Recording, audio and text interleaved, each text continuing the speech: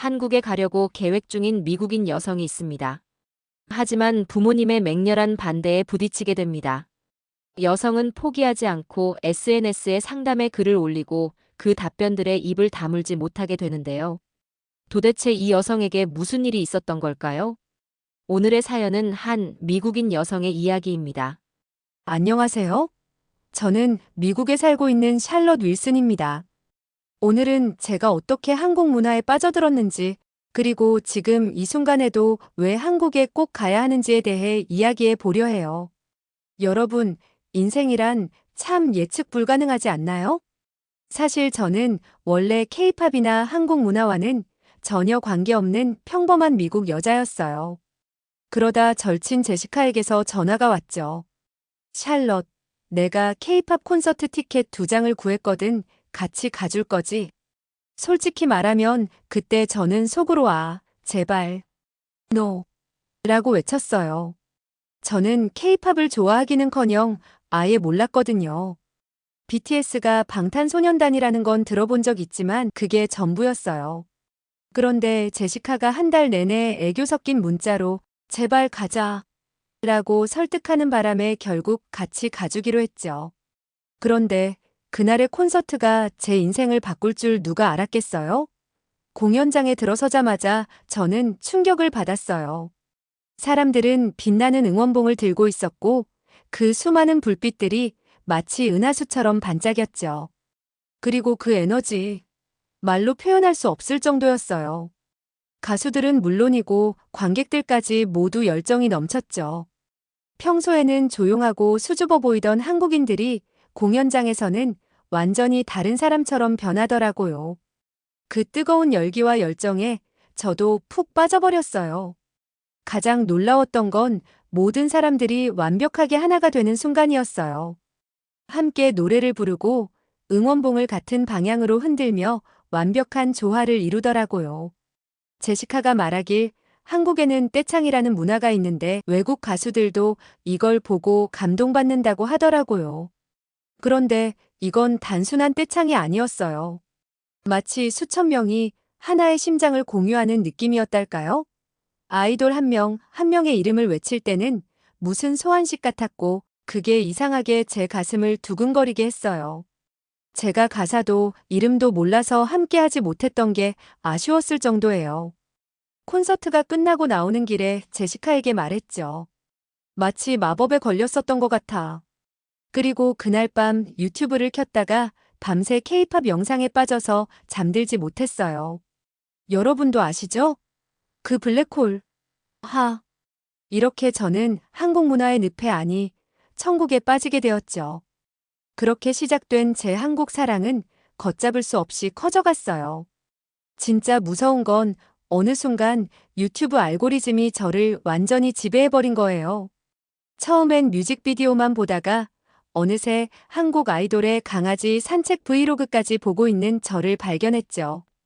단순히 케이팝 덕후로 끝날 줄 알았는데 점점 한국 드라마를 보게 되고 한국 음식을 찾아 먹게 되고 그러다 결정적으로 한국어에 완전히 빠져버렸어요. 혼자 한국어 공부를 시작했는데 이게 또 생각보다 재미있는 거예요. 한글이 이렇게 과학적이고 아름다운 문자라는 걸 전혀 몰랐어요. 처음엔 이 동그라미랑 네모들은 뭐지? 싶었는데 지금은 한글만 봐도 설레요. 좀 이상한가요? 흐흐. 그렇게 독학으로 시작한 한국어 공부가 벌써 2년이 됐어요. 처음엔 안녕하세요 한마디만 해도 엄청 뿌듯했는데 이제는 이거 실화냐, 대박, 노잼 같은 표현도 자연스럽게 쓰게 됐어요. 심지어 어제는 한국 드라마를 보다가 번역이 이상하다는 것도 알아챘다니까요. 그리고 제 인생의 터닝 포인트. 운명 같은 순간이 찾아왔어요. 제가 좋아하는 아이돌의 메이크업 아티스트 인터뷰를 보는데 갑자기 머릿속에 번쩍하고 불이 켜진 느낌이었죠. 이거다 싶었어요.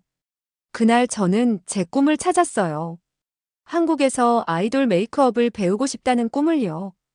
그 후로 제시카와 함께 한국어 교실을 다니기 시작했어요. 거기서 만난 한국인 친구들이 제게 또 다른 세상을 보여줬죠. 특히 한국어 교실에서 알게 된 민지 언니가 저를 한인타운 투어에 데려갔던 날이 기억에 남아요. 그곳에서 처음으로 노래방에 갔는데, 와, 한국인들은 진짜 노래방 DNA를 타고난 것 같아요. 언제나 차분한 민지 언니가 술 한 잔을 부르는데 마치 소주 한 병 마신 것처럼 감정이 폭발적이더라고요. 그 중에서도 가장 특별했던 경험은 친구들과 김치를 직접 담가본 거였어요. 외국인들을 위해 덜 매운 김치를 만들려고 했는데 제가 실수로 고춧가루를 쏟아버렸죠. 결과는 새로운 레시피의 탄생이었지만 너무 매워서 고생했어요. 그래도 그날 정말 많은 걸 배웠어요. 예를 들어 김치를 담글 때는 절대로 콘택트 렌즈를 끼면 안 된다는 것. 그러다 문득 깨달았어요. 제가 이렇게 한국 문화에 깊이 빠진 이유는 단순히 케이팝이나 드라마가 재미있어서가 아니었어요. 한국인들의 이중적인 매력 때문이었죠. 겉으로는 조용하고 예의 바르지만 마음속에는 뜨거운 열정이 숨어 있는 그 매력에 저는 완전히 사로잡혔어요. 평소에는 조용하고 예의 바른 민지 언니가 노래방에서는 완전히 다른 사람이 되고, 평소엔 시크한 척하는 지훈 오빠가 김치 담글 때는 빨간 고무 장갑을 끼고 할머니께 전화의 비법을 물어보는 모습. 이런 반전 매력이 정말 멋지더라고요. 저의 메이크업에 대한 꿈도 점점 더 구체적으로 커졌어요. 마치 한국 화장품 매장의 직원이 된 것처럼 화장품 리뷰 영상을 찍어보고 쿠션 팩트 5개를 비교 분석하고, 심지어 집에서 쌍꺼풀 테이프 연습을 하다가 한쪽만 겹상이 된 채로 학교에 간 적도 있어요. 그날 친구들이 저를 보는 눈빛이란 잊을 수가 없네요. 아무튼 저는 결심했어요. 내년 여름 3주 동안 한국에 가서 어학연수를 하기로요. 한국어 실력도 다듬고 한국 생활도 직접 경험해보자는 마음이에요. 물론 짧은 기간이라 메이크업을 전문적으로 배울 수는 없겠지만 한국의 뷰티 문화를 실컷 느껴볼 수 있겠죠? 제 꿈을 위한 첫 발걸음이라고 생각하고 있어요. 그러나 한국에 갈 생각에 꿈에 부풀어 있던 제게 청천벽력 같은 소식이 들려왔어요. 한국에서 무슨 일이 있었는지 다들 아시죠? 그 소식을 들었을 때 저는 완전 패닉 상태에 빠졌어요. 하지만 이내 마음을 다잡고 이렇게 결심했죠. 그래도 꼭 간다. 하지만 그 앞에는 부모님의 맹렬한 반대가 기다리고 있었어요. 어떻게 시작하면 좋을까요? 먼저 우리 아빠 이야기를 해야겠어요. 우리 아빠는요, 전형적인 미국 아빠예요.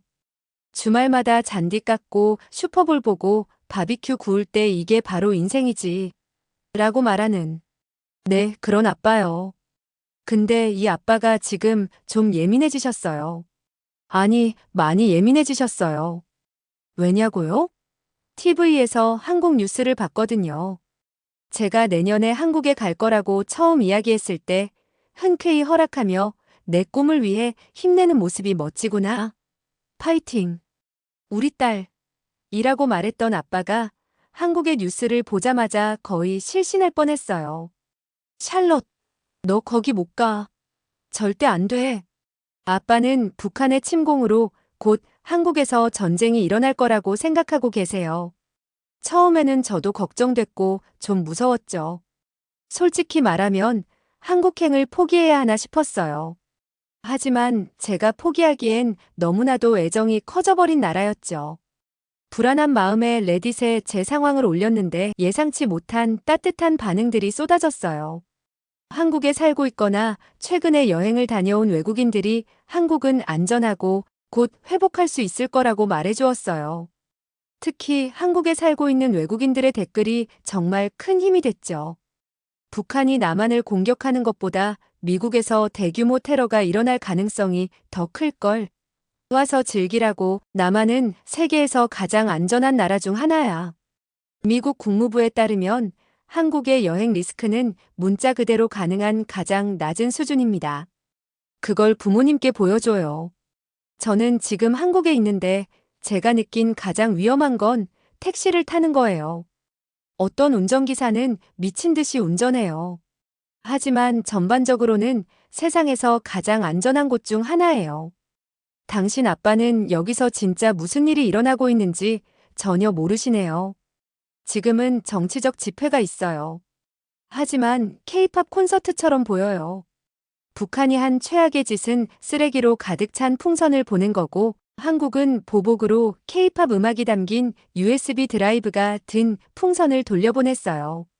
재미있는 건 남북 관계에 대한 한국인들의 태도였어요. 한 레딧 유저가 이런 말을 했죠. 우리는 매일 아침 북한의 위협을 들으면서 아메리카노를 마시고 점심엔 오물 풍선 뉴스를 보면서 떡볶이를 먹고 저녁엔 미사일 발사 소식을 들으면서 치맥을 즐겨. 이게 우리의 일상이야. 이 댓글을 보고 웃음이 났지만 동시에 한국인들의 강인함도 느낄 수 있었어요. 실제로 미국 국무부 사이트를 찾아보니까 한국은 여행경보 1단계였어요. 이건 프랑스나 영국과 같은 수준이더라고요. 그리고 정말 놀라웠던 건 한국 국민들의 시위 현장이었어요. 저는 솔직히 정치에 관심도 없고 한국의 상황을 자세히 이해하고 있지는 않아요. 하지만 집회 현장에서 제가 좋아하는 아이돌들의 노래가 울려 퍼지고 흥겹게 춤을 추는 광경은 마치 K-팝 아이돌의 콘서트장을 떠오르게 했어요. 실제로 한국 사람들은 형형색색의 아이돌 응원봉을 한 손에 들고 있었고 밤의 거리에서 빛나는 응원봉의 불빛이 너무나 아름다워 보였어요. 제가 모은 자료들을 엄마한테 보여드렸죠. 한국의 상황은 많이 좋아졌고 제가 가게 될 내년 여름에는 모든 것이 정상적으로 돌아와 있을 거라고 설득했어요. 엄마는 처음엔 걱정스러워 하셨지만 결국 저를 믿어주시기로 했어요. 내가 그렇게 신중하게 알아보고 결정했다면 난 내 선택을 존중할게라고 말씀해 주셨죠. 하지만 아빠는 지금도 여전히 반대하세요. 어제도 아빠가 아침 뉴스를 보시다가 저기 봐, 또 시위하잖아. 라고 하셨는데 제가 바로 받아쳤죠. 아빠, 그게 바로 제가 한국에 더 가고 싶은 이유예요. 저렇게 평화롭게 질서 있게 시위할 수 있는 나라가 얼마나 있을까요? 심지어 시위가 끝나면 쓰레기까지 다 치우고 가요. 사실 이번 일을 겪으면서 제 마음은 더 단단해졌어요. 처음엔 그저 K-팝과 메이크업에 매료됐던 게 전부였는데 이제는 한국이라는 나라와 그 국민들의 행동에 가슴 깊은 곳에서 감동이 차오르는 걸 느꼈어요. 시위에 나선 사람들이 서로를 격려하고 심지어 주변 상인들을 배려하는 모습을 보면서 정말 많이 배웠거든요. 진정한 민주주의와 높은 시민의식은 한국에 있다는 생각이 들었어요. 미국이나 다른 나라였다면 이미 혼란한 틈을 타서 가게나 자동차가 털리고 물건이 부서지고 사람들이 다치는 일이 당연하게 일어났을 거예요. 저는 아빠한테 이런 이야기를 알려드리면서 한국의 영상들과 SNS에서 고마운 사람들이 조언해준 내용도 보여드렸어요. 아빠의 표정이 살짝 누그러지는 걸 봤어요. 아직 완전히 설득하진 못했지만 조금씩 진전이 있는 것 같아요. 어제는 처음으로 글쎄 한 번 더 생각해 볼게 라고 하셨거든요. 아직 출국까지 6개월이 넘게 남았으니까 그때까지 아빠를 설득할 수 있을 거예요. 이제 제 꿈은 더욱 선명해졌어요. 단순히 메이크업을 배우는 것을 넘어서 한국의 시민 정신과 문화를 제대로 이해하고 경험하고 싶어요. 그리고 언젠가는 이 경험을 바탕으로 한국과 미국을 잇는 다리가 되고 싶어요. 아빠가 어떤 결정을 하실지는 모르지만 전 제 꿈을 위해 계속 노력할 거예요. 여러분의 꿈도 응원할게요. 저의 이야기는 여기까지입니다. 여러분, 샬럿 씨의 이야기 어떠셨나요? 사연이 마음에 드셨다면 구독과 좋아요를 눌러주세요. 여러분의 구독과 좋아요는 계속해서 좋은 사연을 소개할 수 있는 큰 힘이 됩니다. 시청해주셔서 감사합니다.